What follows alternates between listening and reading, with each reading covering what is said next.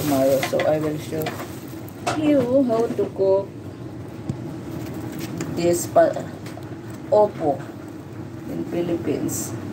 Sa Philippines, kasi, ayan, aking beef.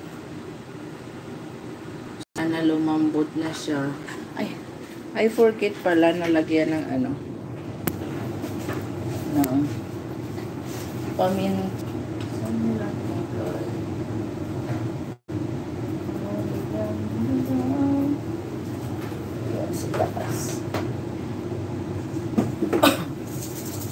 Lagyan ko ng paminta. Ayan po. Lagyan natin ng paminta para masarap. Yummy na siya. Ang sarap ng sabaw.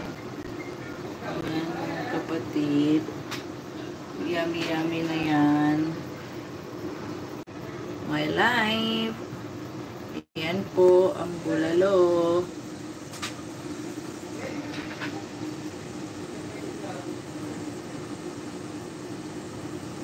Tatakpan lang natin para sobrang lambot ng beef.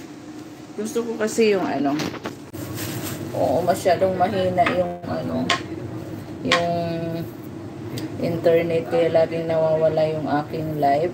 So sa mga guys, matagal akong hindi nagpakita sa inyo. Sorry po, naging busy po ako sa ano, paghahanap ng trabaho. Ano ako? So, thanks God. So dun sa aking mga followers, subscribers, ayan, sorry. Ngayon mag-start na ako ulit mag-post ng mga videos at magla-live. So naisipan ko lang mag-live.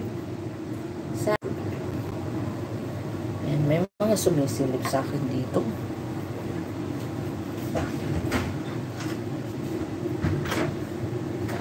Luluto ako. Kumusta? Long time no see. Kayo naman. Long time no see, but na-postpone. Dapat 4 o'clock ang pasok ko. Message. Ay, linggo pala tomorrow, no? Anak ko sabi. Meron yan. Sana nga meron.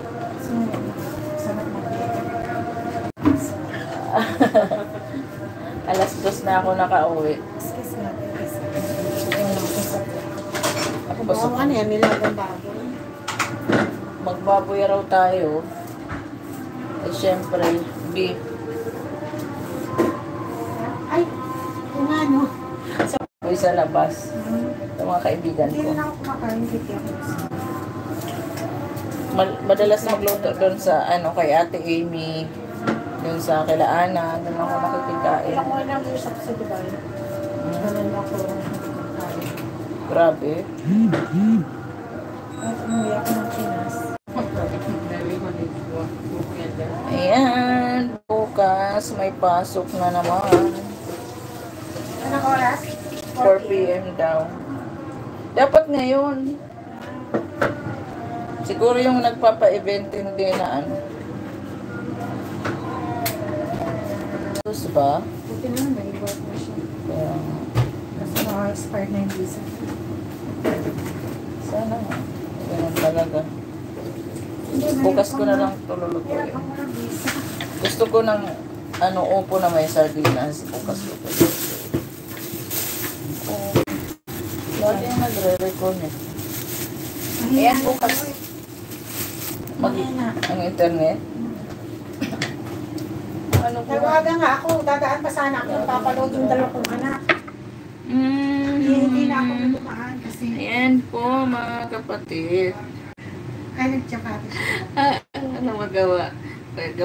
Bukas nagbibideo din ako pag nagulay ako ng upo. Para may video lang ako may post. Ayan po, bye-bye. Pakita ko na lang mamaya yung lutong niluto kong bulalo. Bulaluhan. Ano yan? Naka-live ka? Oo, naka-live. So, tomorrow again.